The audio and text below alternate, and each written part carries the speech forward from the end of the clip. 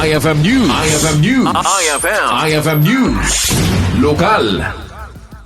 Milyon nga skilled workers sa iti mapapataod dati Technical Education and Skills Development Authority wenno ti TESDA. Babaan na iti programa ti Technical Vocation Track. Saguna ka ni TESDA Regional Director Ramon Ivan Ruiz. Iti entero apagilyan na umabot. Iti maysa a milyon da iti makaturturpo sa iti nasao a programa. Inlawlawag na ti TechVoc Track kata iso ti basita a programa a mabalin na makakomodar kadagiti graduate ti TVL when iti Technical Vocation and Livelihood Track iti senior high school. Kinanana oray saanen na kasapulan nga agbasa ti kolehiyo laket di adda iti national certificate dagitoy nga pamaneknek nga nakapasada iti assessment ket addan ti trabaho nga agururay para kadakwada.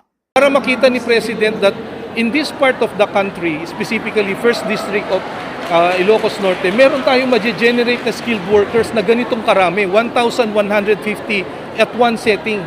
And this is done not only here, this is nationwide. In fact, in every year, we produce about 1 million. 1 million of our skilled workers na for deployment, no, local at saka abroad. Kasi yung TechVoc Track po natin is the shorter program. That would include yung mga senior high school na nasa TBL track, no? They don't have to go to college. Basta na-awardan sila ng national certificates because they passed the assessment, they are already for deployment. They don't have to go to college. If they decide to go to college, meron na pong career pathway sila. Ina-accredit naman po yung kanilang credentials para makakontinue ng kanilang college education later on if they desire so. Maragsakan ni Regional Director Ruiz sa gaputo umad ado da iti agkalkalikagom wenno manggun-gundaway iti agduduma a kurso nga idijaya ti TESDA.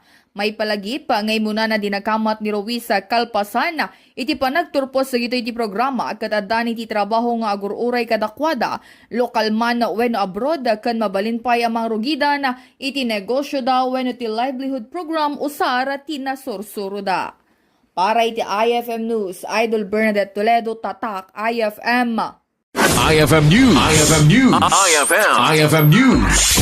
Lokal.